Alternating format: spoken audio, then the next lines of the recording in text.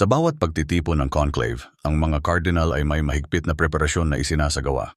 Una, ang mga cardinal ay nagtitipon sa isang sagradong lugar kung saan ang kasaysayan ng simbahan ay patuloy na nag-uugnay sa kanila.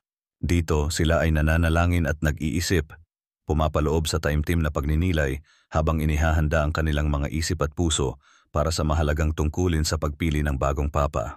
Pagkatapos ng mga araw ng panalangin, ang mga cardinal ay nagsasagawa ng masusing talakayan. Sinusuri nila ang mga isyu na hinaharap ng simbahan, nagbabahagi ng kanilang mga pananaw, at nagtatag ng mga estratehiya kung paano ang simbahan ay maaaring umunlad. Sa huli, ang proseso ay hindi lamang teknikal kundi espiritual, isang paglalakbay na puno ng pananampalataya.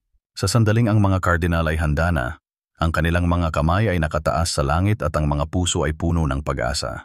Sa bawat balota at sa bawat desisyon, alalahanin nilang ang hinaharap ng simbahan ay nakasalalay sa kanilang mga kamay.